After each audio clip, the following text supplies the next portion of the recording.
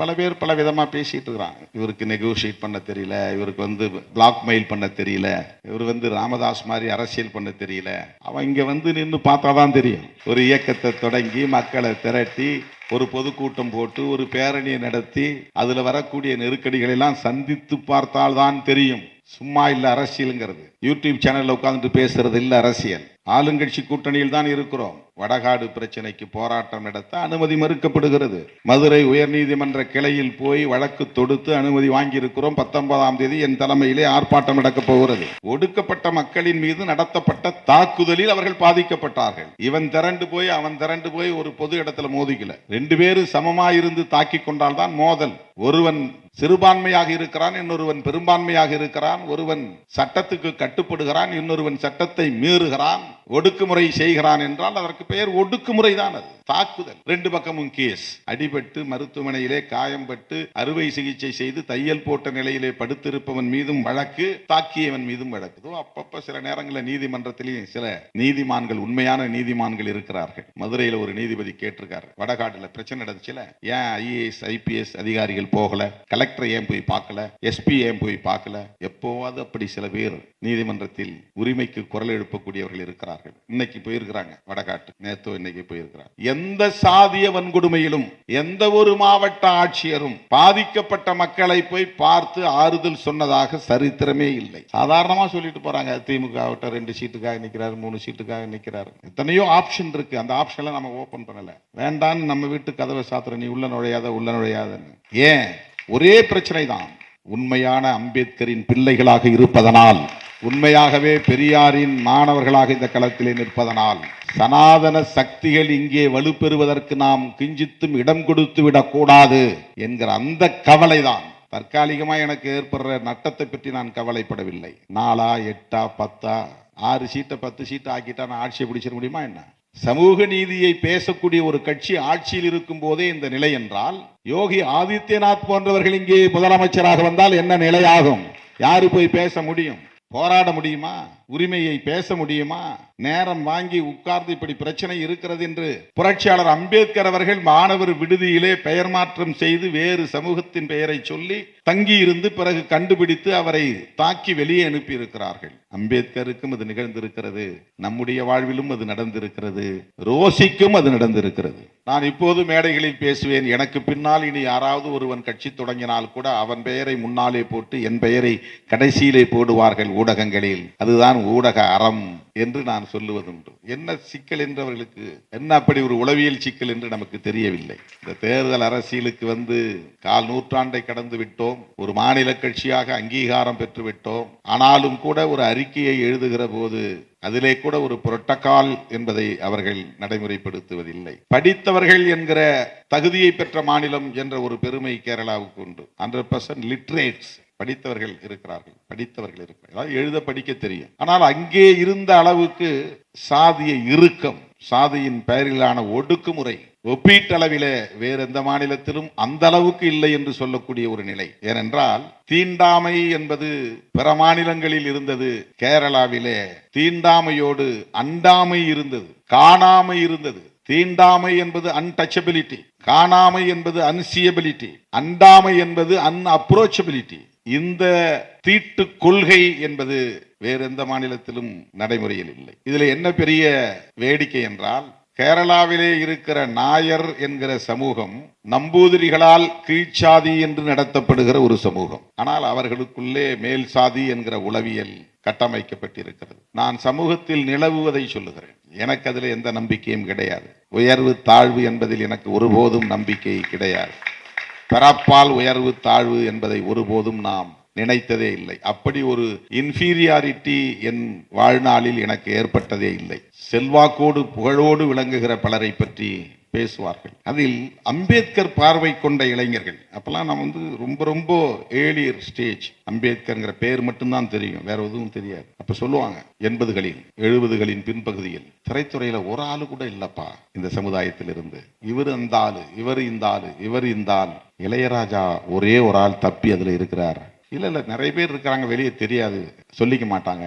தம்முடைய சமூக அடையாளம் வெளியே தெரிந்தால் தன்னுடைய தொழில் பாதிக்கப்பட்டு விடும் தன்னுடைய இருப்பு சீர்குலைந்து விடும், கேள்விக்குள்ளாகிவிடும் என்கிற அச்சத்தில் திரைத்துறையிலும் சிலர் ஒளிந்து இருக்கிறார்கள், மறைந்து இருக்கிறார்கள், பெயரை சொல்லாமல் வேறு பெயரை வைத்திருக்கிறார்கள். எப்படி டேனியல் ராஜம்மா என்று வைத்தால் கண்டுபிடித்து விடுவார்கள் என்று ரோசி என்று பெயர் வைத்திருக்கிறார். அப்படி திரைத்துறையில் பல பேர் பெயர் மாற்றம் செய்து உள்ளே இருக்கிறார்கள் என்று சொல்வார்கள். அது யார் நமக்கு தெரியாது. ஒவ்வொன்றும் விவரிக்கணும், மணிக்கணக்கில் போவோம். ஏற்கனவே ரொம்ப லேட் ஆயிடுச்சுன்னு எழுத்தாளர் இமயம் ரொம்ப கடுமையான கோபத்தில் இருக்கிறார். அண்ணனுக்கு ரொம்ப தொல்லை கொடுக்குறீங்க அப்படின்ட்டாரு. உண்மையிலே என் மேல கரிசனம் உள்ளவர். பார்க்குற போதெல்லாம் ரொம்ப வருத்தப்படுவார். அண்ணன் ரெஸ்ட் எடுங்கன்பாரு. கால் வலிக்குதான்னு வந்தவொடனே கேட்டார். நிற்கும் போது ஒரு வலி இருக்குது, படுக்கும் போது வேற ஒரு வலி இருக்குது. காலை நீட்டி படுக்கும் போது அவ்வளவு கடுமையான வலி இருக்குது. நேற்று நான் 2:30 மணிக்கு வந்தேன். 4 மணி வரை எனக்கு தூக்கம் வரல. வலது காலை இடது காலில் போட்டு தேய்க்கிறேன், இடது காலை எடுத்து வலது காலில் போட்டு தேய்க்கிறேன். வலி அப்படி ஒரு வலி. ஏன்னா மணிக்கணக்கில் நின்று பேசுறேன். காலையில 1.5 மணி நேரம் விழுப்புரத்தில் திருச்சியில பேசினேன், மாலையில 1.5 மணி நேரம் விழுப்புரத்தில் பேசினேன். ஒரே நாளில் 2 இடத்துல கூட்டம். அது மட்டும் இருந்தா போதாது. போட்டு இந்த பக்கம் ஒரு 1000 கிலோ 10 பேர், இந்த பக்கம் ஒரு 1000 கிலோ 10 பேர், இந்த பக்கம் ஒரு 1000 கிலோ 10 பேர்னு போட்டு நெரிக்கிறான். ஒரு 4 டன் எடையை நான் தள்ளி பேலன்ஸ் பண்ணி நின்று நடந்து போகணும். நான் அதுக்கு ஒரு தெம்பு தேவைப்படுது, எலும்புல சக்தி தேவைப்படுது. ஆனா வெறும் சோறு ரசம் தான் சாப்பிட்றேன். காய்கறி கூட நான் எடுத்துக்கிறது இல்லை. எழுத்தாளர் இமயம் அவர்கள் என்னை பற்றி மிகுந்த கவலையோடு சில கருத்துக்களை பகிர்ந்து கொண்டார். என் மீது அவருக்குள்ள உண்மையான கரிசனம். அதற்காக அவருக்கு நான் நன்றி சொல்ல கடமைப்பட்டிருக்கிறேன். ஆனால் அவருக்கு ஒன்றை சொல்ல நான் விரும்புகிறேன். இந்த மேடையில் தான் நான் சற்று இளைப்பாறினேன். இதுதான் எனக்கு எந்த தொல்லையும் இல்லாத வகையிலே சில மணி நேரம் அமைதியான முறையிலே ஒரு புத்தகத்தை படிக்கிற வாய்ப்பை தந்திருக்கிறது. 4 நாட்களுக்கு முன்பே எனக்கு இந்த புத்தகம் கொடுத்தார்கள். என்னால் ஒரு பக்கத்தை கூட புரட்ட முடியவில்லை. இங்கே வந்து கிட்டத்தட்ட ஸ்டாலின் ராஜாங்கம் அவர்களின் மதிப்புரை உள்ளிட்ட அனைத்தையும் 3 அத்தியாயங்களை படித்து முடித்தேன். இடையிலே சில நொடிகள் கண்ணயர்ந்தேன். அவ்வளவு இளைப்பாறுவதற்கான ஒரு இடமாகவும் அமைதியை நுகர்வதற்கான ஒரு களமாகவும் இந்த மேடை எனக்கு அமைந்திருந்தது. அவருக்கு மறுப்பு சொல்ல வேண்டும் என்பதற்காக அல்ல. உண்மையில் ஒவ்வொரு நாளும் பொதுமக்களும் கட்சி தோழர்களும் வந்து என்னை சூழ்ந்து கொண்டால் ஒரு நொடி கூட என்னால் அந்த வளையத்தில் இருந்து வெளியேற முடியாது. இன்றைக்கு காலை 8:30 மணியிலிருந்து நான் பார்வையாளர்களை சந்திக்க தொடங்கி இங்கே வருவதற்காக புறப்பட்ட 5:45 வரையிலும் ஒரு நொடியும் தனிமை இல்லாத ஒரு சூழலில் நான் இருந்தேன். வருகிற போதே நேரம் ஆகிவிட்டது. என்னால் அந்த நிகழ்வு தாமதமாக தொடங்கும் சூழல், சிறப்பு விருந்தினர்கள் வந்திருப்பார்கள் என்கிற பதட்டத்தோடு தான் வந்தேன். ஆனால் கையில் புத்தகம் இல்லை. இங்கே வந்த பிறகு கிடைத்தது. சில பக்கங்களை புரட்ட முடிந்தது. மிகவும் கனமான பதிவுகள். அந்த நூல் குறித்து மிக ஆழமான மதிப்புரையை தோழர் ஸ்டாலின் ராஜாங்கம் இங்கே அவருக்கே உரிய ஆய்வு நோக்கில் அடுக்கடுக்காக பல தகவல்களை நம்மோடு பகிர்ந்து கொண்டார். அதேபோல ஜெயராணி அவர்களும் மிக ஆழமாக இந்த நூலை படித்திருக்கிறார் என்பதை உணர்த்தக்கூடிய வகையில் ஒவ்வொரு பகுதியாக எடுத்துரைத்தார்.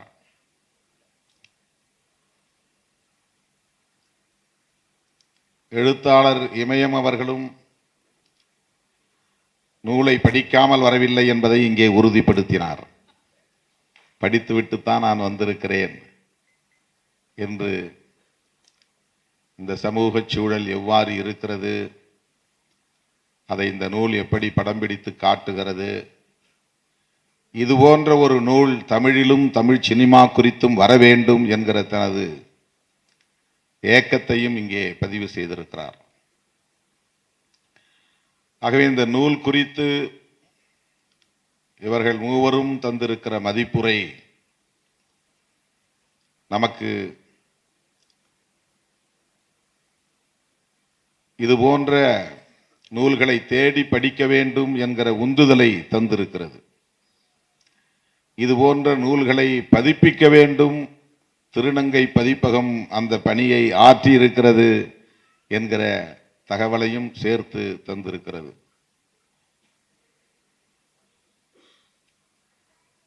ரோசி என்கிற பாத்திரம் கற்பனை பாத்திரம் அல்ல. அவர் ஒரு கதாநாயகியாக முதலில் தேர்வு செய்யப்பட்டது எப்படி, அவருடைய குடும்ப பின்னணி என்ன என்பது குறித்து பேசுகிற ஒரு நூலாக இது இருந்தாலும், இந்த சமூகம் எந்த அளவுக்கு சாதிய கட்டமைப்பில் இன்னும் ஊறி கிடக்கிறது, முடைநாற்றம் வீசுவதாக இருக்கிறது என்பதை இந்த நூல் திரு மணி குன்னுக்குழி எஸ் மணி அவர்கள் படம் பிடித்து இந்த நூலின் மூலம் படம் பிடித்து காட்டுகிறார். தோழர் இமயம் அவர்கள் சொன்னதைப் போல இந்த நூலின் மொழிபெயர்ப்பு என்பது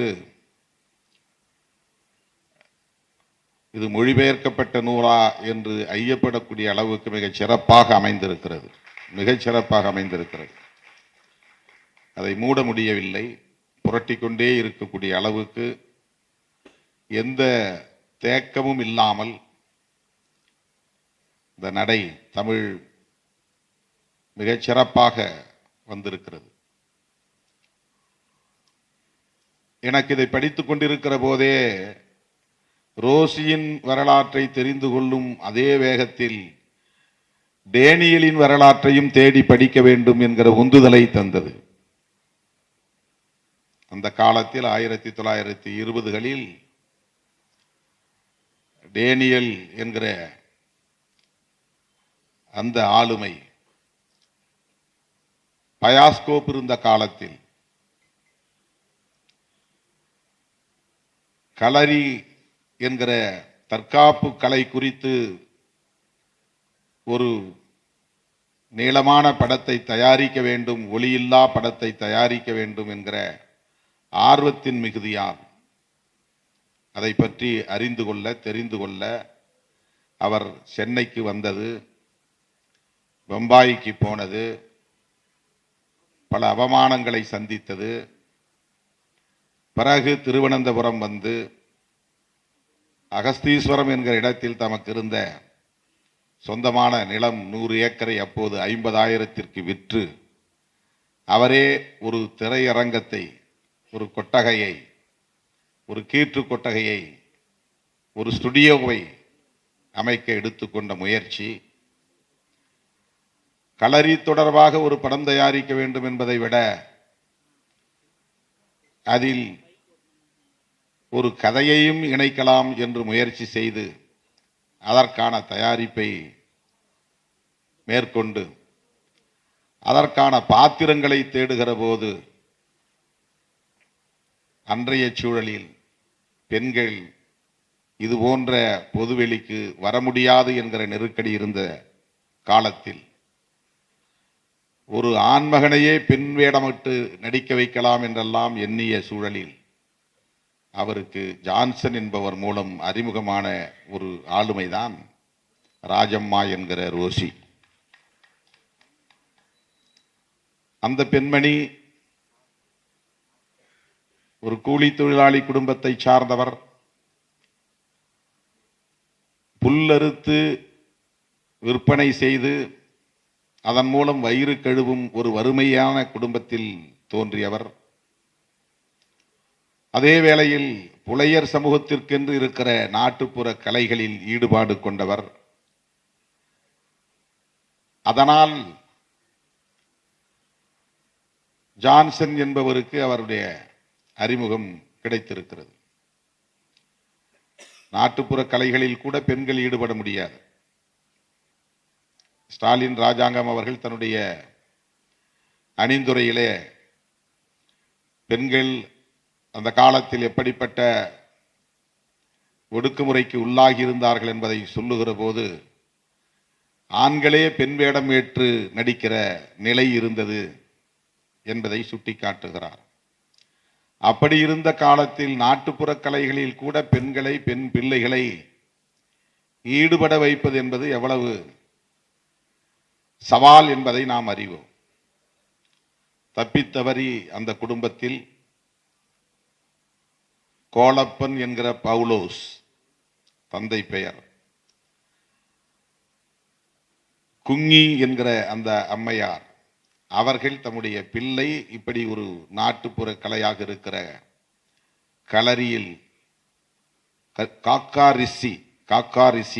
காக்கா ருகலி என்கிற அந்த நாடகத்தில் நடிப்பதற்கு அனுமதித்திருக்கிறார்கள். அந்த கலைத்திறன் அவரிடத்திலே இருக்கிறது என்பதை கண்டுணர்ந்து வேறு எந்த பெண்மணியும், எந்த சமூகத்தை சார்ந்த பெண்மணியும் டேனியலின் கனவை நனவாக்குவதற்கு தயாராக இல்லாத சூழலில் ஜான்சனால் கண்டறியப்பட்ட ஒரு ஆளுமை ரோசி. அவர் முதலில் தயங்குகிறார், பிறகு ஒத்துக்கொள்கிறார். அப்படி ஒரு கதாநாயகி உருவாகிறார் ஒளியில்லா திரைப்படத்தில். அப்போதெல்லாம் எடிட்டிங் கிடையாது. தொடக்கத்திலிருந்து கடைசி வரலும் படத்தை ஒழுங்கா எடுத்தா அது ஒரு முழுமையான படமாகும்.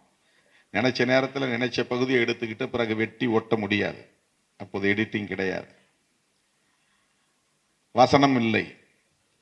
ஏனென்றால் அப்போது சப்தம் கிடையாது, ஒளி கிடையாது. அப்படியான ஒரு சூழலில் 1928 உருவான படம்தான் அந்த திரைப்படம்.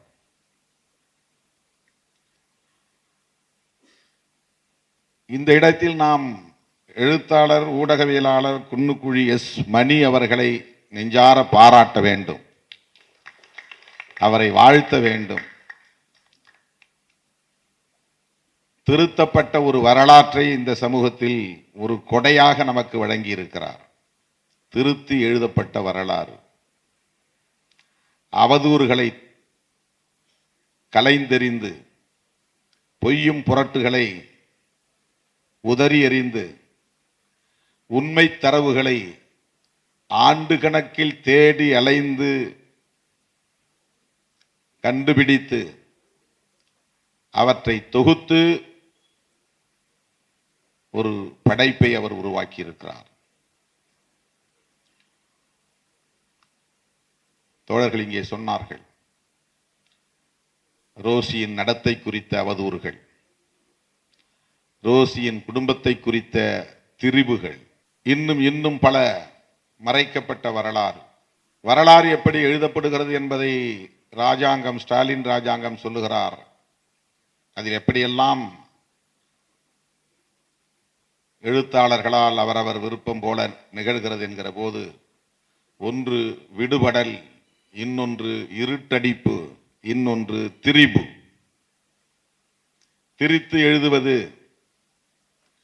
திட்டமிட்டே இருட்டடிப்பு செய்வது, போதிய முயற்சி இல்லாமல் தரவுகள் விடுபட்டு போவது ஆகியவற்றால் வரலாறு முழுமையடைவதில்லை.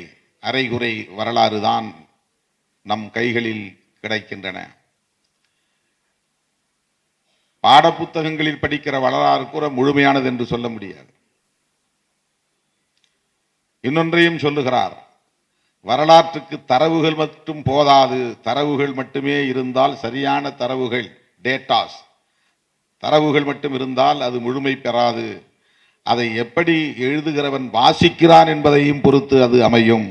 எழுதப்பட்ட பிறகு எப்படி ஒருவன் வாசிக்கிறான் என்கிற அந்த வாசிப்பு முறையும் அதிலே முக்கியமானது. வாசிப்புக்கான ஒரு கோணம் இருக்கிறது, ஒரு ஆங்கிள். ஒருவன் ஒன்றை எப்படி வாசித்து புரிந்து கொள்கிறான் என்பதும் சேர்ந்ததுதான் ஒரு வரலாற்றின் முழுமைக்கான அடிப்படையாக அமைகிறது என்று சொல்லுகிறார். இந்த இடத்தில்தான் குன்னுக்குழி எஸ். மணி வெறும் ஊடகவியலாளராக இல்லாமல் ஒரு வரலாற்று ஆய்வாளராகவும் இருக்கிறார். ஒரு தூய்மையான வரலாற்றை படைக்க வேண்டும் என்கிற போராளியாகவும் இருக்கிறார் என்பதை நம்மால் உணர்ந்து கொள்ள முடிகிறது. ஜேம்ஸ் மார்க் பீட்டரை நாம் பாராட்டுகிற அளவுக்கு அதைவிட பன்மடங்கு குன்னுக்குழி எஸ். மணி அவர்களையும் நாம் பாராட்டியாக வேண்டும், வாழ்த்தியாக வேண்டும். ஏனென்றால் அது வெறும் ஒரு நடிகையின் வரலாறு என்கிற வகையிலே சுருக்கி பார்க்கக்கூடிய ஒன்றல்ல.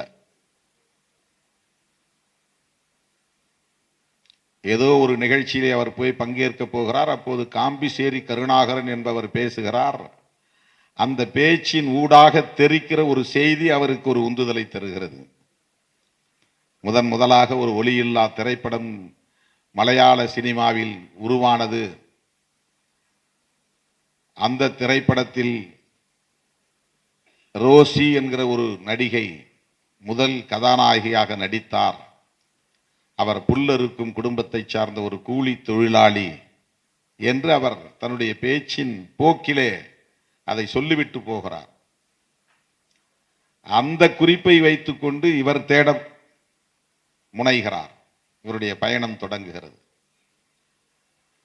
அந்த படத்தை இயக்கிய இயக்குனர் யார் என்று தேடுகிறார்.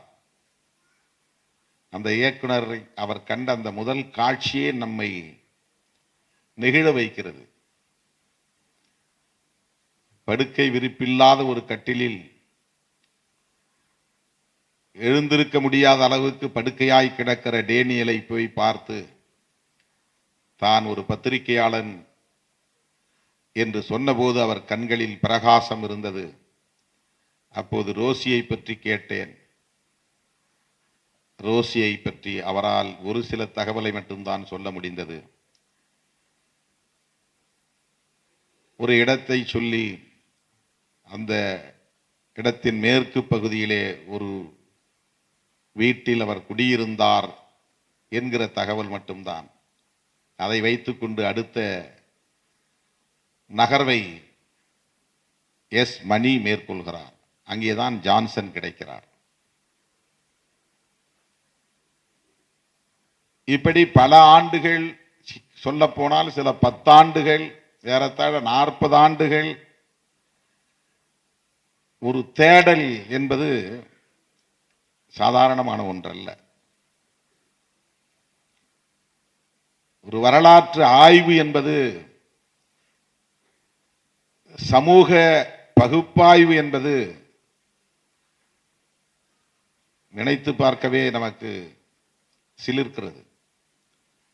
எந்த அளவுக்கு அதிலே ஒரு ஈடுபாடு அந்த எழுத்தாளருக்கு, அந்த படைப்பாளருக்கு, அந்த ஊடகவியலாளருக்கு, அந்த வரலாற்று ஆய்வாளருக்கு, சமூக செயற்பாட்டாளருக்கு இருந்திருக்கிறது என்பதை எண்ணி பார்க்கிற போது வியப்பாக இருக்கிறது. முதல் என்பதை எப்படி சிலர் உரிமை கோருகிறார்கள் என்றும் இங்கேயும் பேசினார் ஸ்டாலின் ராஜாங்கம் அவர்கள். அதற்கு மிக அருமையான ஒரு நிகழ்வை எடுத்து உரைத்தார். நாம் பல மேடைகளில் பேசியது. அதன் பிறகு கொருக்குப்பேட்டையிலே இருக்கிற இடுகாட்டில் அந்த பெயர் வரிசை மாற்றம் செய்யப்பட்டது. மொழி போராட்டத்திலே முதலில் 1938 நடந்த இந்திய எதிர்ப்பு போராட்டத்தில் முதலில் களப்பலியானவர் நடராசன். அவருடைய குடும்பம் ராயபுரத்திலே இருக்கிறது என்று தெரிந்து தேடி போய் அந்த குடும்பத்தினரின் வாரிசுகளை சந்தித்து அவர்களோடு நாங்கள் புகைப்படம் எடுத்துக்கொண்டோம் 20-25 ஆண்டுகளுக்கு முன்பு. நான் அப்போது மேடைகளில் பேசுவதுண்டு. முதலில் இறந்தவர் நடராசன் தான். இரண்டாவதாக மார்ச் மாதத்திலே இறந்தவர் தான் தாளமுத்து. ஆனால் எழும்பூரிலே எழுப்பப்பட்டிருக்கிற மாளிகைக்கு தாளமுத்து நடராசன் மாளிகை என்று இருக்கிறது. மேடைகளில் முழங்கக்கூடிய தமிழ் அறிஞர்களெல்லாம் தாளமுத்து நடராசன் என்றுதான் முழங்குகிறார்கள். இது வரலாற்று பிழை. நடராசன் தாளமுத்து என்றுதான் சொல்ல வேண்டும். அந்த நினைவிடத்திலும் நடராசன் தாளமுத்து நினைவிடம் என்று மாற்ற வேண்டும் என்று பல மேடைகளில் நான் பல 10 ஆண்டுகளுக்கு முன்பு, சில 10 ஆண்டுகளுக்கு முன்பு பேசியிருக்கிறேன். அதைத்தான் இங்கே அவர் ஒரு எடுத்துக்காட்டாக பதிவு செய்து இருக்கிறார். ரோசி அல்ல முதல் கதாநாயகி, ஒரு ஆங்கிலோ இந்திய பெண்மணிதான் என்று கேரளாவில் இருப்பவர்கள் வரலாற்றை திரிக்கிறார்கள் என்று குன்னுக்குழி எஸ் மணி ஆதங்கப்படுவதை இங்கே சுட்டிக்காட்டுகிறார். அதன் பிறகு இன்னொரு பெண்மணியை, கமலம் என்கிற நடிகை, பேசும் படம் வந்த பிறகு நடித்த முதல் நடிகை, அதனால் அதுதான் முதல் கதாநாயகி, அந்த அம்மையார் தான் முதல் கதாநாயகி என்று வரலாற்றை திரிக்கிறார்கள். நான் இப்போது மேடைகளில் பேசுவேன். எனக்கு பின்னால் இனி யாராவது ஒருவன் கட்சி தொடங்கினால் கூட அவன் பெயரை முன்னாலே போட்டு என் பெயரை கடைசியிலே போடுவார்கள் ஊடகங்களில். அதுதான் ஊடக அறம் என்று நான் சொல்லுவதுண்டு. என்ன சிக்கல் என்றவர்களுக்கு என்ன அப்படி ஒரு உளவியல் சிக்கல் என்று நமக்கு தெரியவில்லை. இந்த தேர்தல் அரசியலுக்கு வந்து கால் நூற்றாண்டை கடந்து விட்டோம். ஒரு மாநில கட்சியாக அங்கீகாரம் பெற்றுவிட்டோம்.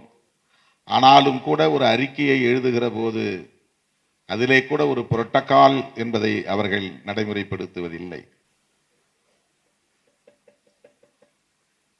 இதில் என்ன பெரிய வேடிக்கை என்றால், கேரளாவிலே இருக்கிற நாயர் என்கிற சமூகம்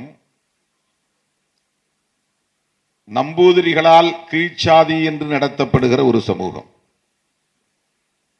ஆனால் அவர்களுக்குள்ளே மேல் சாதி என்கிற உளவியல் கட்டமைக்கப்பட்டிருக்கிறது.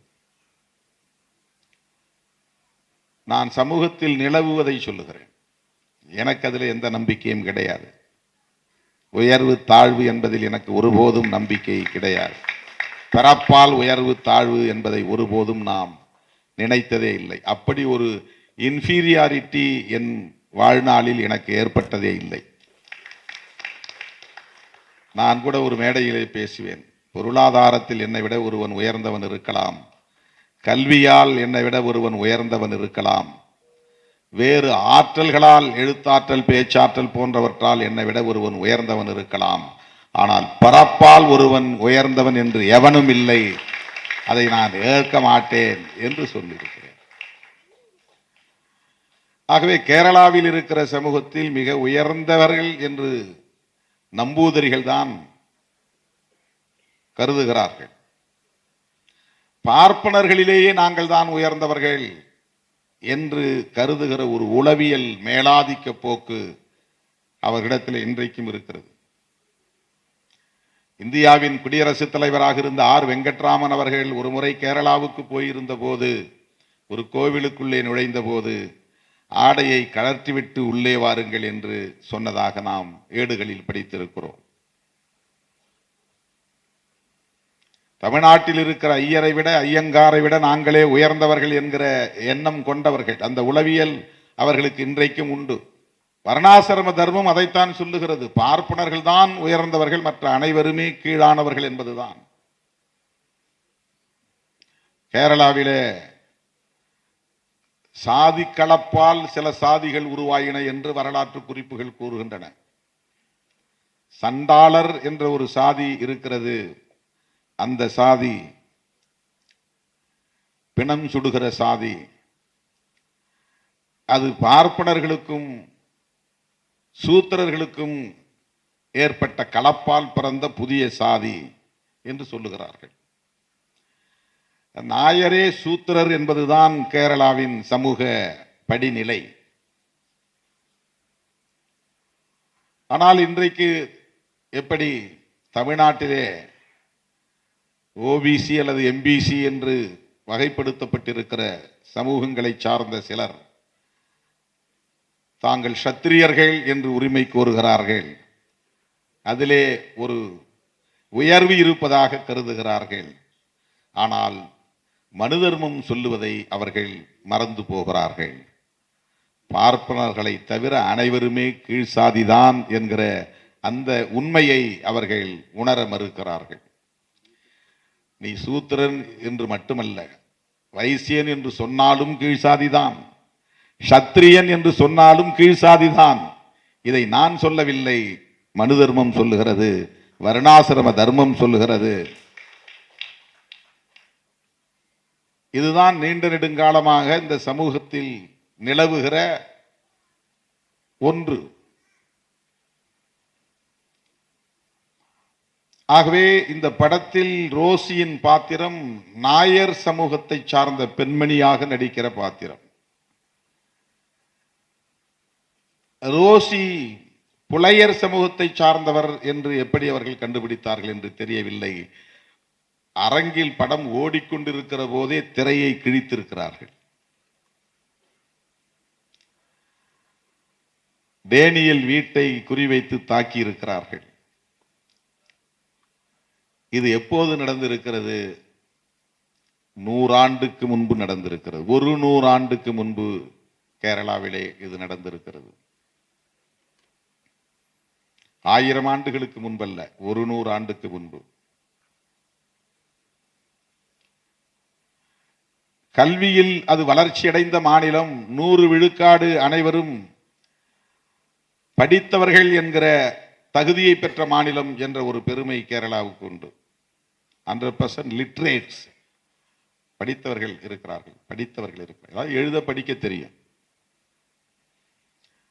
ஆனால் அங்கே இருந்த அளவுக்கு சாதிய இறுக்கம், சாதியின் பெயரிலான ஒடுக்குமுறை ஒப்பீட்டளவிலே வேறு எந்த மாநிலத்திலும் அந்த அளவுக்கு இல்லை என்று சொல்லக்கூடிய ஒரு நிலை. ஏனென்றால் தீண்டாமை என்பது பிற மாநிலங்களில் இருந்தது. கேரளாவிலே தீண்டாமையோடு அண்டாமை இருந்தது, காணாமை இருந்தது. தீண்டாமை என்பது அன்டச்சபிலிட்டி, காணாமை என்பது அன்சியபிலிட்டி, அண்டாமை என்பது அன்அப்ரோச்சபிலிட்டி. இந்த தீட்டு கொள்கை என்பது வேறு எந்த மாநிலத்திலும் நடைமுறையில் இல்லை. திருவிதாங்கூர் சமஸ்தானத்தில் தான் இருந்தது. அந்த சமஸ்தானத்தை ஆண்ட மன்னர்கள் வெளிப்படையாகவே நாங்கள் மனு தர்மத்தை காக்க ஆட்சி நடத்துகிறோம், எங்களின் அரச கோட்பாடு என்பதே மனு தர்மம்தான் என்று வெளிப்படையாக அறிவித்துக் கொண்டவர்கள் திருவிதாங்கூர் சமஸ்தானத்தை சார்ந்த மன்னர்கள். பார்த்தாலே தீட்டு, போய் குளிக்கணும் மற்ற சாதிக்காரன், அப்படி சில சமூகங்களை ஒடுக்கி வைத்திருந்தார்கள். அந்த சாதிக்காரன் என் கண்ணு முன்னால பட்டுட்டான், எனக்கு தீட்டுப்பட்டு போச்சு. 400 கஜ தூரம் ஒரு சாதிக்காரன் நின்று பேச வேண்டும். அவன் 399 கஜம், 1 கஜம் தாண்டி வந்தால் தீட்டுப்பட்டு விடும். கேரளாவிலே தீயபாடு என்ற ஒரு இடம் இருக்கிறது. அந்த இடத்தில் தீயர்கள் என்கிற சாதியை சார்ந்தவர்கள் நின்று பேச வேண்டும். அந்த இடத்தில் தான் நின்று பேசணும், நாயர் சமூகத்தினரிடம் அல்லது பிற உயர்ந்த சமூகத்தினரிடம். அதை தாண்டி ஒரு தப்படி அவன் அடியெடுத்து வைத்தால் கூட அவனுக்கு தீட்டுப்பட்டு விடும். திருவிதாங்கூர் சமஸ்தானத்தில் இது போன்ற தீண்டாமை கொடுமைகள், அண்டாமை கொடுமைகள், காணாமை கொடுமைகள் இருந்தன என்பதையும் தாண்டி பெண்கள் மாறாப்பு துணி போடக்கூடாது என்கிற கெடுபிடி இருந்தது. சிறுமிகளாக இருந்தாலும் வயதில் மூத்த மூதாட்டிகளாக இருந்தாலும் அவர்கள் உடலில் மேல் பாகத்தை மூடக்கூடாது என்கிற கொடுமை இருந்தது. அதைவிட கொடுமை பெண்மணிகளின் மார்பகத்திற்கு வரி விதிக்கிற கொடுமை இருந்தது. எவ்வளவு குரூரம் நிறைந்த ஒரு சமூகமாக அது இருந்திருக்கிறது என்பதை நினைத்து பார்க்கவே நமக்கு படபடக்கிறது, பதறுகிறது. அப்படிப்பட்ட ஒரு சமூக கட்டமைப்புக்குள்ளே டேனியல் எவ்வளவு துணிச்சலாக புலையர் என்கிற ஒரு சமூகத்தை சார்ந்த பெண்மணியை கதாநாயகி ஆக்குகிற நடவடிக்கையை மேற்கொண்டிருக்கிறான். டேனியலுக்கு நாம் இந்த நேரத்தில் ஒரு சல்யூட் அடிக்க வேண்டும், பாராட்ட வேண்டும். அதுவே ஒரு புரட்சிகர பார்வை. அது அவனுக்கு அந்த சகோதரத்துவ பார்வையை தந்தது அவன் உள்வாங்கிக் கொண்ட கிறித்தவம். அவன் ஒரு சனாதன சக்தியாகவே இருந்திருந்தால் அந்த துணிச்சல் வந்திருக்காது. அவனை பக்குவப்படுத்தியது, பண்படுத்தியது அவன் ஏற்றுக்கொண்ட கிறித்தவம். கிறிஸ்தவத்தின் உயிர் மூச்சு கோட்பாடு சகோதரத்துவம், இஸ்லாத்தின் உயிர் மூச்சு கோட்பாடு சகோதரத்துவம், பௌத்தத்தின் உயிர் மூச்சு கோட்பாடு சகோதரத்துவம். உலகத்தில் தோன்றிய எல்லா மதங்களும் சகோதரத்துவத்தை தான் உயர்த்தி பிடிக்கின்றன. பாழாய் போன இந்த மண்ணில் தான் சகோதரத்துவமே பகை என்கிற ஒரு கருத்தியல் வளர்ந்து நிலை பெற்று இருக்கிறது. பரப்பின் அடிப்படையில் உயர்வு தாழ்வு என்பதை உயிர் மூச்சு கோட்பாடாக கொண்டிருக்கிற ஒரு சமூக கட்டமைப்பாக இது இருக்கிறது. பரிந்துரை செய்தவனும் ஜான்சன். இல்லை என்றால் ஒரு புலையர் சமுதாயத்தை சார்ந்த பெண்ணை போய் நாடகத்தை சினிமாவில் நடிக்கிறியா அப்படின்னு கேட்கிற துணிச்சல் வந்திருக்காது. பெண்களுக்கு எதிரான ஒடுக்குமுறை என்பதுதான் சனாதனத்தின் உயிர் முடிச்சு. அவங்களுடைய உயிர் முடிச்சு எங்க இருக்கு அப்படின்னா, உயிர் நிலை எங்க இருக்குன்னா பெண்களுக்கு எதிரான ஒடுக்குமுறை தான். சனாதனம் பெண்கள் விடுதலை பெற்றால் சனாதனம் அழிந்து போகும், சனாதனம் வீழ்த்தப்படும். பெண் விடுதலையில் தான் எல்லாம் அடங்கி இருக்கிறது. இங்கே சனாதனம் உயிர்ப்போடு இருப்பதற்கு பெண்ணை ஒடுக்கி வைத்திருப்பதன் மூலம்தான் சாதி கலப்பு ஏற்பட்டு விடக்கூடாது. அதனால் ஒடுக்கப்பட்டவள் தான் பெண். சாதி கலப்பு ஏற்படும் என்ற நிலை வந்தால் ஹானர் கில்லிங், ஆணவ கொலை, சாதி கலப்பு ஏற்பட்டு விடக்கூடாது. எனவே பெண்ணை ஒடுக்கிவை, முடக்கிவை, பதுக்கிவை, அடக்கிவை, கட்டுப்பாட்டுக்குள் வை. அவளின் ஒவ்வொரு அசைவையும் கண்காணிப்பு செய். காலிலே சத்தம் வரும் கொலுசை மாட்டிவிடு. அவள் எங்கே நடமாடுகிறாள் என்பது தெரிய வேண்டும். அழகு அழகு என்று சொல், அது அழகுக்காக அல்ல, அவளை மானிட்டர் பண்ணுவதற்காக. அவள் நடக்கும்போது சத்தம் கேட்கணும். வீட்டுக்குள்ளதான் இருக்கிறாளா வெளியே போயிட்டாளான்னு மாமியாருக்கு தெரியணும், புருஷனுக்கு தெரியணும், மாமனாருக்கு தெரியணும், நாத்தரானுக்கு தெரியணும். சல் சல்னு சத்தம் வரும்போது இங்கதான் இருக்கிறாள் என்று அவர்கள் உறுதிப்படுத்திக் கொள்வார்கள். இல்லைன்னா ஆளை காணும் தேட ஆரம்பிச்சுக்கிறாங்க. சாதி கலப்பு ஏற்பட்டு விடக்கூடாது என்பதற்காகத்தான் பாலிய விவாகம். அவ பருவத்துக்கு வருவது கூட மாமனார் பார்வையில் வர வேண்டும், மாமியார் பார்வையில் வர வேண்டும், புருஷனுடைய பார்வையில் வர வேண்டும். இங்க வந்த பிறகுதான் அவ பருவ வயதை எட்டினால், வயதுக்கு வந்தால் அதை உறுதிப்படுத்தணும். அங்க பிறந்த இடத்துல வயதுக்கு வந்தான்னா அங்க என்ன நடந்தது நமக்கு தெரியாது. இங்க வயதுக்கு வந்தாங்கிறத நாம் பார்க்கணும், நாம் உறுதிப்படுத்தணும். மாமனாருக்கு தெரியணும், மாமியாருக்கு தெரியணும், புருஷனுக்கு தெரியணும், நாத்தனாவுக்கு தெரியணும், கூட பிறந்தவங்களுக்கு தெரியணும். ஆமா, அந்த பொண்ணு 7 வயசுல இங்க வந்துருச்சு, 8 வயசு 9 வயசுல வயசுக்கு வந்துச்சு, அதுக்கு பிறகு எங்க கண்காணிப்புல தான் இருக்கு. அந்த பெண் தவறான உறவுக்கு வாய்ப்பே இல்லை. அதனால் அவளுக்கு பிறக்கிற பிள்ளைகள் என் மகனுக்கே பிறந்தது என்று அவன் உறுதி செய்ய விரும்புகிறான். நான் சேர்க்கிற கோடிக்கணக்கான சொத்தும் என் வாரிசுக்கே போய் சேர வேண்டும், அது என் வாரிசுதான் என்று நான் உறுதிப்படுத்த வேண்டுமானால் என் வீட்டுக்கு வருகிற மருமகள் என் மகனோடு மட்டுமே உறவாடியவளாக இருக்க வேண்டும் என்று உறுதிப்படுத்துவதற்குத்தான் பால்ய விவாகம். சிறுமி திருமணம், குழந்தை திருமணம், இதுவெல்லாம் வேறு எந்த சமூகத்திலும் கிடையாது. இந்த கலாச்சாரம் வேறு எந்த மதத்திலும் கிடையாது. உலகம் முழுவதும் பெண்களை ஒடுக்கி வைக்கிறார்கள் என்பது உண்மைதான். ஆனால் பால்ய விவாகம் என்கிற கலாச்சாரம் வேறு எந்த மதத்திலும் கிடையாது. கற்பு என்கிற கோட்பாடு வேறு எந்த மதத்திலும் கிடையாது. ஆனால் எல்லா நாடுகளிலும் பெண்களை 2ஆம் தர குடிமக்களாக அடிமைப்படுத்தி வைத்திருக்கிறார்கள் என்பதிலே யாருக்கும் மாற்று கருத்தில்லை. இதுவெல்லாம் மிகவும் நுட்பமான ஒடுக்குமுறை, மிக மிக நுட்பமான ஒடுக்குமுறை. எத்தனை சாதிகள் வேண்டுமானாலும் இருக்கலாம், ஆனால் சாதி கலப்பு ஏற்பட்டு விடக்கூடாது என்பது சனாதனத்தின் உச்சமான ஒரு குரூரம். அது மிக உச்சமான குரூரம். அது அதனால் சதி வழக்கம் என்ற ஒன்று நடைமுறையில் இருந்தது. உலகத்தில் வேறு எந்த சமூகத்திலும் இல்லாத ஒரு வன்கொடுமை அது. கணவன் இறந்த பிறகு மனைவி வாழ்ந்தால் அவள் உறுதிப்பாட்டோடு இருப்பாள் என்பதற்கு உத்தரவாதம் இல்லை. அவளை யாரும் பிறகு கண்காணிக்க முடியாது. எனவே கணவனோடு சேர்த்து எரித்து விட்டால் அவள் பத்தினியாய் மாய்ந்தாள் என்று அவளுக்கு ஒரு கோவிலை கட்டிவிடலாம். சதி மாதா. அவள் விருப்பம் இல்லாமலேயே அவளை தூக்கி கட்டையிலே போட்டு எரிக்கிற வழக்கம் உலகத்திலேயே வேறு எந்த சமூகத்திலும் கிடையாது. பெண்களுக்கு எதிரான ஒடுக்குமுறை என்பதுதான் சனாதனத்தின் உயிர் முடிச்சாக இருக்கிறது. இது தலைவிரித்தாடிய ஒரு பரப்பு, கொட்டமடித்த ஒரு பரப்பு கேரள பரப்பு, திருவிதாங்கூர் சமஸ்தானம் என்பதாகும். அந்த மண்ணிலே தோன்றிய ஒரு பாத்திரம், ஒரு போராளி பாத்திரம் தான் டேனியலால் உருவாக்கப்பட்ட ரோசி. ஒரு பெண் அதிலிருந்து வெளியே உருவி கொண்டுட்டு வர்றதற்கு பாருங்க, வா நீ நடி.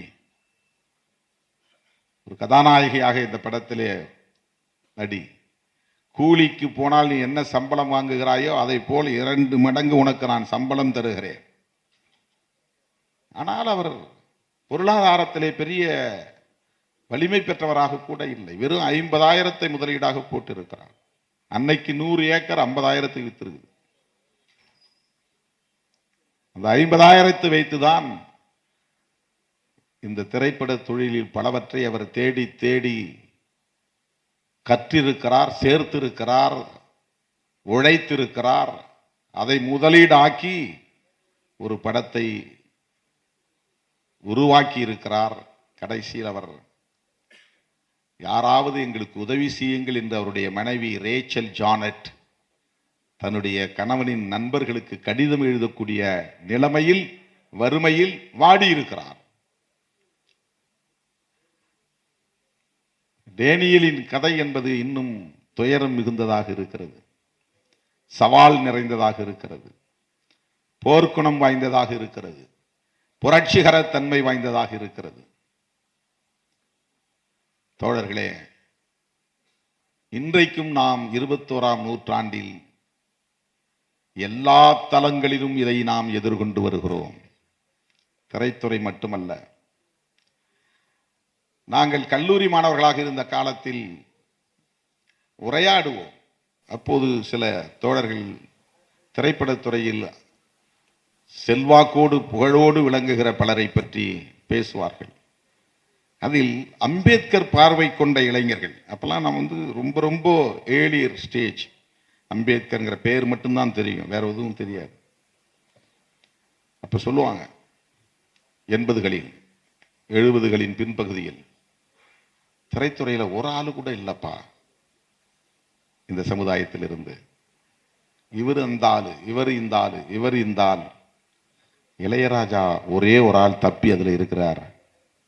இல்ல இல்ல நிறைய பேர் இருக்கிறாங்க, வெளியே தெரியாது, சொல்லிக்க மாட்டாங்க.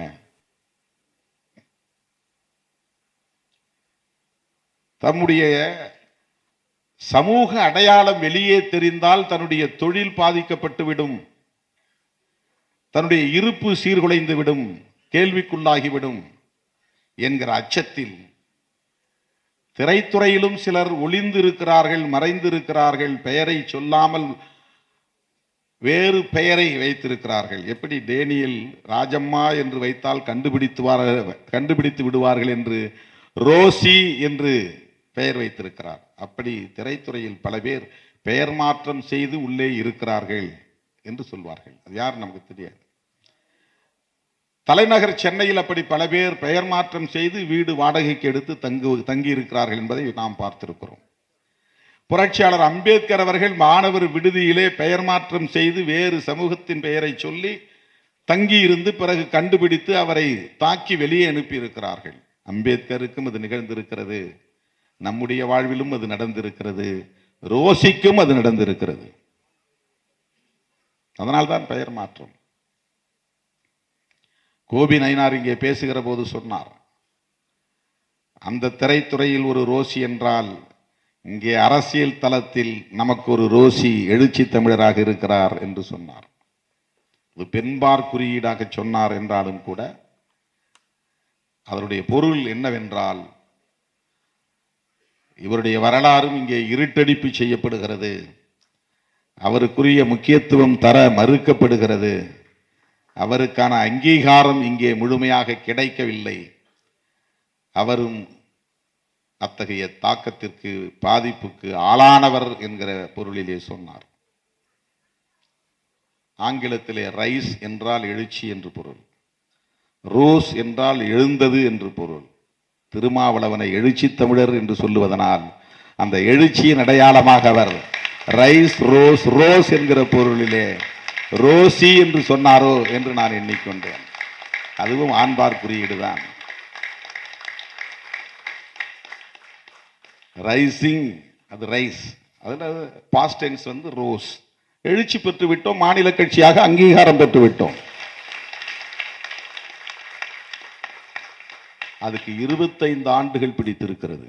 ஒரு இயக்கத்தை ஒரு மாநில கட்சியாக அங்கீகாரம் பெறுவதற்கு பல பேர் பல விதமாக பேசிட்டு இருக்கிறாங்க.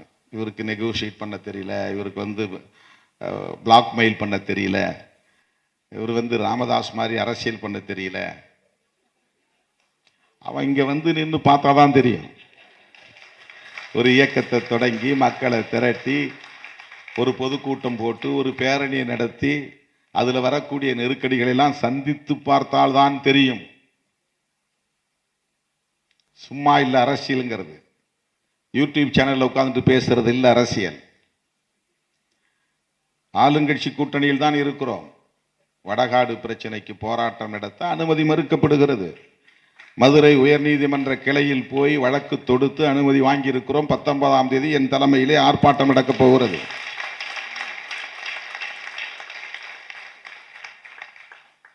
இன்றைக்கும் சாதி வெறியாட்டத்தை இருதரப்பு மோதல் என்று போடுகிறார்கள். ஒருத்தன் வீட்டுக்குள்ள சும்மா இருக்கிறான், சில சாதி வெறிகள் வந்து பூந்து அடிக்கிறான். அது எப்படி கலவரம் மோதல் என்றாகும்? அது வந்து ஒடுக்குமுறை, அது தாக்குதல். எழுதும் போதே சொல் ரொம்ப முக்கியமானது. ஒடுக்கப்பட்ட மக்களின் மீது நடத்தப்பட்ட தாக்குதலில் அவர்கள் பாதிக்கப்பட்டார்கள்.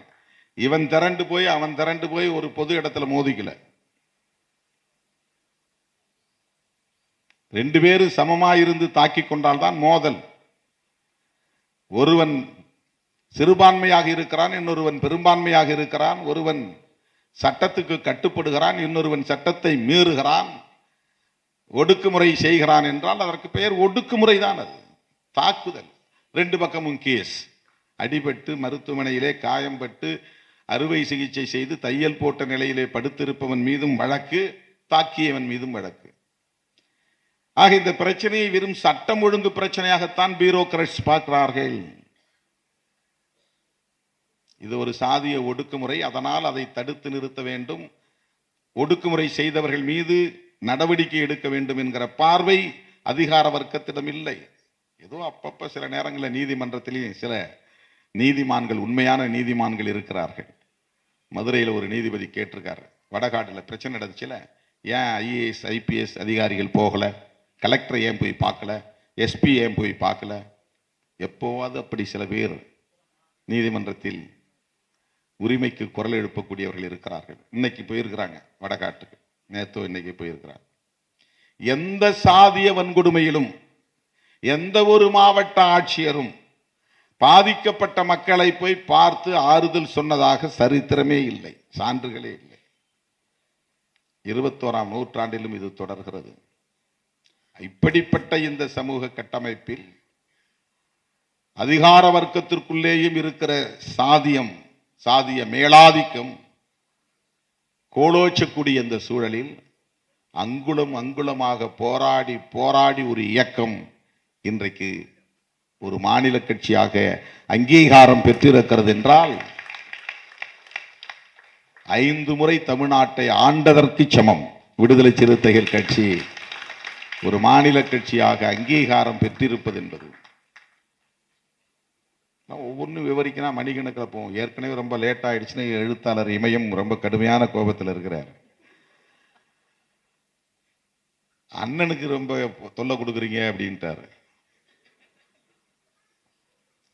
உண்மையிலே என் மேல கரிசனம் உள்ளவர். பார்க்குற போதெல்லாம் ரொம்ப வருத்தப்படுவார். அண்ணன் ரெஸ்ட் எடுங்கப்பாரு. கால் வலிக்குதான்னு வந்தவொடனே கேட்டார்.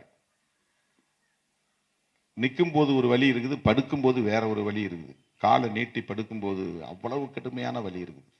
நேற்று நான் 2:30 மணிக்கு வந்தேன், 4 மணி வரை எனக்கு தூக்கம் வரல. வலது காலை இடது காலில் போட்டு தேய்க்கிறேன், இடது காலை எடுத்து வலது காலில் போட்டு தேய்க்கிறேன். வலி அப்படி ஒரு வலி. ஏன்னா மணிக்கணக்கில் நின்று பேசுகிறேன். காலையில் 1.5 மணி நேரம் விழுப்புரத்தில் திருச்சியில் பேசினேன், மாலையில் 1.5 மணி நேரம் விழுப்புரத்தில் பேசினேன். ஒரே நாளில் 2 இடத்துல கூட்டம். அது மட்டும் இருந்தால் போதாது. போட்டு இந்த பக்கம் ஒரு 1000 கிலோ 10 பேர், இந்த பக்கம் ஒரு 1000 கிலோ 10 பேர், இந்த பக்கம் ஒரு 1000 கிலோ 10 பேர்னு போட்டு நெருக்கிறான். ஒரு 4 டன் எடையை நான் தள்ளி பேலன்ஸ் பண்ணி நின்று நடந்து போகணும். நான் அதுக்கு ஒரு தெம்பு தேவைப்படுது, எலும்புல சக்தி தேவைப்படுது. ஆனால் வெறும் சோறு ரசம் தான் சாப்பிட்றேன், காய்கறி கூட நான் எடுத்துக்கிறது இல்லை. உண்மையிலே என் மீது அவருக்கு ஒரு கரிசனம் உண்டு, எல்லோருக்கும் உண்டு. இதை பற்றி பேச தொடங்கினால் நமக்கு பேச்சை நிறுத்த முடிவதில்லை. அடிவயிறு அப்படி பற்றி எரிகிறது. இந்த அநீதிகளை வேடிக்கை பார்க்க முடியவில்லை. வாய் சும்மா இருக்கே மாட்டேன்கிறது. இதையெல்லாம் பேசுகிற போது எதையாவது கடினமான சொற்களை கையாண்டு விடுவோமோ என்கிற பயம் வருகிறது. அவ்வளவு அநீதி, அவ்வளவு கொடுமை, அவ்வளவு நெருக்கடி, எந்த நேரமும் நெருப்பாற்றில் நீந்துவதை போன்ற ஒரு போராட்டம். சாதாரணமாக சொல்லிட்டு போறாங்க, திமுக 2 சீட்டுக்காக நிற்கிறாரு, 3 சீட்டுக்காக நிற்கிறாரு. எத்தனையோ ஆப்ஷன் இருக்கு, அந்த ஆப்ஷன்ல நம்ம ஓபன் பண்ணல. வேண்டான்னு நம்ம வீட்டு கதவை சாத்துற, நீ உள்ள நுழையாத உள்ள நுழையாதன்னு. ஏன்? ஒரே பிரச்சனை தான். உண்மையான அம்பேத்கரின் பிள்ளைகளாக இருப்பதனால், உண்மையாகவே பெரியாரின் மாணவர்களாக இந்த களத்திலே நிற்பதனால், சனாதன சக்திகள் இங்கே வலுப்பெறுவதற்கு நாம் கிஞ்சித்தும் இடம் கொடுத்து விடக்கூடாது என்கிற அந்த கவலைதான். தற்காலிகமாக எனக்கு ஏற்படுற நட்டத்தை பற்றி நான் கவலைப்படவில்லை. 4, 8, 10, 6 சீட்டை 10 சீட்டை ஆக்கிட்டா நான் ஆட்சியை பிடிச்சிட முடியுமா? என்ன முடியாது. சரி, 10 சீட்டை 15 சீட்டா வாங்கி ஜெயிச்சு போனோம்னா ஆட்சியை பிடிச்சிட முடியுமா? அப்பவும் ஒரு எதிர்கட்சி மாதிரி தான் வேலை செய்ய முடியும். அதற்காக நாம் நம்மை போன்ற கருத்துக்களை, கொள்கைகளை பேசக்கூடியவர்களின் உறவை துண்டித்துக் கொண்டால் என்ன ஆகும்? சமூக நீதியை பேசக்கூடிய ஒரு கட்சி ஆட்சியில் இருக்கும் போதே இந்த நிலை என்றால், யோகி ஆதித்யநாத் போன்றவர்கள் இங்கே முதலமைச்சராக வந்தால் என்ன நிலையாகும்? யாரு போய் பேச முடியும்?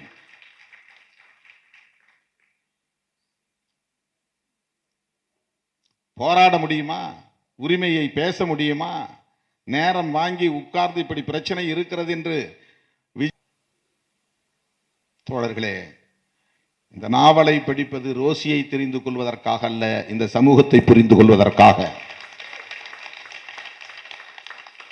அதிலிருந்து எழுகிற கோபம் என்பது அங்கே இருக்கிற நாயர் சமூகத்திற்கு எதிராக அல்ல, இங்கே நிலை பெற்றிருக்கிற சனாதன தர்மத்திற்கு எதிராக.